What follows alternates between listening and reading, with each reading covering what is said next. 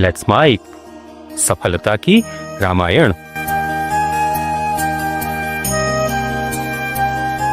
प्रणवउ पवन कुमार, खलवन पावक ज्ञान घन, जासु हृदय आगार, बसहु राम सरचा।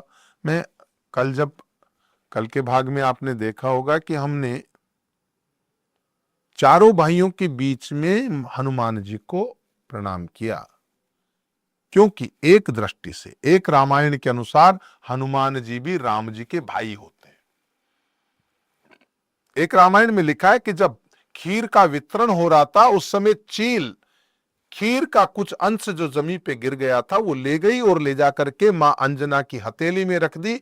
अंजना पुत्र मांग रही थी और उसने उसे ग्रहण कर लिया और उससे जो पुत्र पैदा हुआ वो महावीर हनुमान हुआ। तो इस दृष्टि से हनुमान जी भाई हुए। और गोस्वामी जी कहां चूकने वाले थे? कल की वंदना में जहां चारों भाइयों का वंदन किया, वहीं हनुमान जी का वंदन करते हुए गोस्वामी जी को लिखना पड़ा, महावीर विनबु हनुमाना, राम जासु गुण आप बखाना।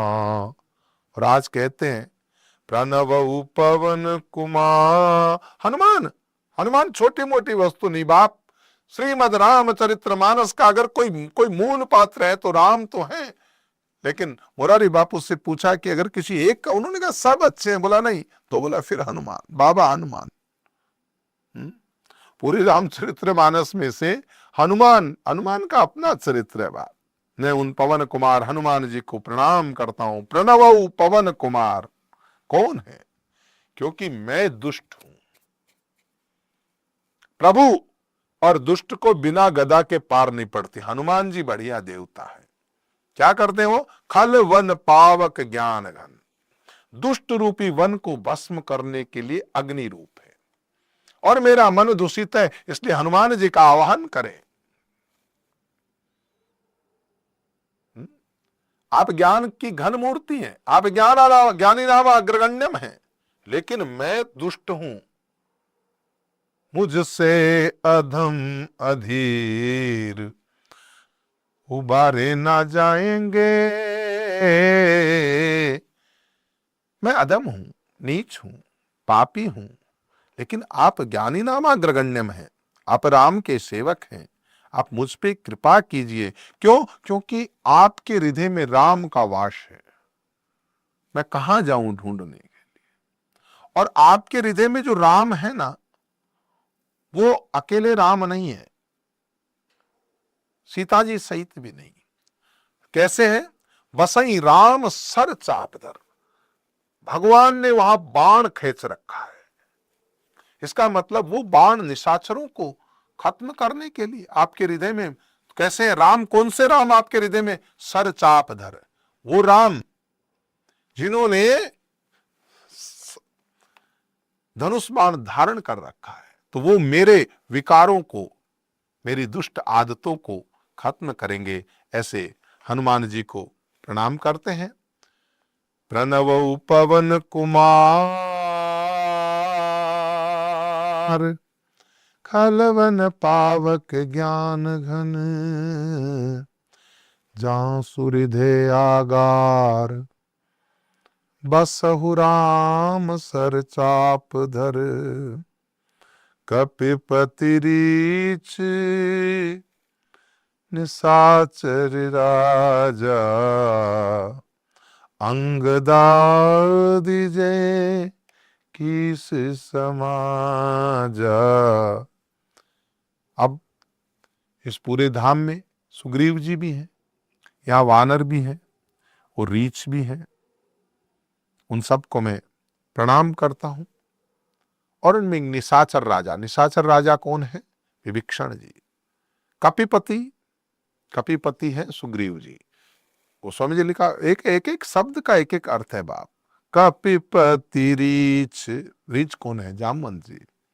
निशाचर राजा, निशाचर का राजा विभीषण जी। अंगदादि जे कीस, अंगद जी के सहित भी जितने भी वानर हैं उन सबको गोस्वामी जी कहते हैं मैं आपके चरणों को प्रणाम करता हूं। वंदवु सब के चरण सुहाए, अधम शरीर राम जिन पाए। अरे लोग कहते हैं पवित्र ब्राह्मण का शरीर होना चाहिए, कोई कहता क्षत्रिय का, कोई कहता बनिए का। अरे वो तो अधम शरीर में है रीछ है, बानर है, भालू है, निशाचर है? आपका हृदय में प्यार होना चाहिए बाप। ये खाली संसारी में अपनी दुकानदारी चलाने की बातें हैं। आपके हृदय में प्यार नहीं। आपने कितने शास्त्र पढ़ लिए, जरूरी नहीं बहुत से शास्त्र पढ़े, मैं ज्यादा कुछ पढ़ा नहीं भाई, लेकिन गुरु कृपा से प्रेम करना सीख। अगर वो प्रेम हो जाए ना बस ठीक है। परमात्मा से प्रेम करना सीखना है।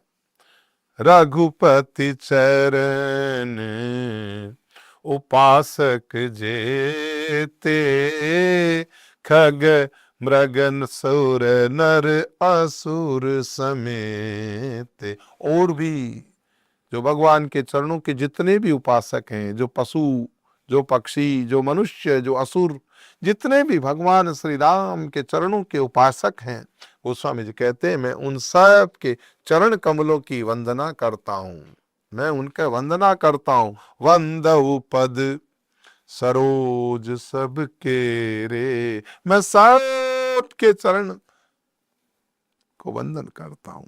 क्यों? जे बिनु काम, बिना मतलब के भगवान के चरणों के चेहरे थे। कुछ लोग तो क्या स्वार्थ की वजह से बड़ी भक्ति करते हैं, लेकिन वो लेकिन इनको कोई लेना देना नहीं बाप, कोई लेना देना नहीं, कोई स्वार्थ नहीं। तो परिकर धाम की वंदना चल रही है। आइए सुखदेव जी महाराज का, सनकादि का, नारद मुनि का, जो अति प्रेम के पुजारी हैं, जो परम ज्ञानी हैं, श्रेष्ठ मुनि हैं, उनका वंदन, जो भक्ति का मार्ग दिखाने वाले, नारद भक्ति का सूत्र है, उन सब को मैं प्रणाम करता हूं। तो गोस्वामी जी लिखते हैं सुख सनकादि भगत मुनि नारद। सुखदेव जी, सनकादि, मुनि नारद जी, जय मुनिवर विज्ञान विसा, जो मुनिवर विज्ञान के विशारद हैं, उन सब को मैं प्रणाम करता हूं। प्रणव अबु सब ही धरन धरि सीसा, करहु कृपा जन जानि मुनीसा। मैं आपको देखो, बाकी सबको हाथ जोड़ के वंदन किया, लेकिन जब मुनियों को समाया तो साष्टांग दंडवत किया, शीश झुका करके, धरनी पे शीश रख करके मैं आपको जान प्रणाम करता हूं। धरती पे सिर टेक कर, हे मुनीश्वरों, आप सब मुझको दास समझिए, आप मेरे ऊपर कृपा कीजिए। जनक सुता की वंदना अब हम कल करेंगे, क्योंकि एपिसोड का एक समय है 10 मिनट का, तो उसके अंदर हमें इसको समापन थोड़ा सा करना पड़ता है। अब एपिसोड की अपनी मर्यादा है, उसके अनुसार भी चलना पड़ता है। तो आज हम इन सब के वंदन के साथ, ये वंदन प्रकरण, ये सीताराम परिकर वंदन है, कभी खत्म नहीं होने वाला है। लेकिन फिर भी जैसा गोस्वामी जी ने किया है, हम उसके ऊपर चिंतन करेंगे। तब तक के लिए आप देखते रहिए कि सफलता की रामायण लेट्स माइक के इस कार्यक्रम पे मैं संत श्री राम आपके बीच पुनः उपस्थित होऊंगा। आपका मंगल हो। आप सुन रहे थे let's mike more than radio. Follow कीजिए हमें हमारे सोशल मीडिया प्लेटफॉर्म्स पर।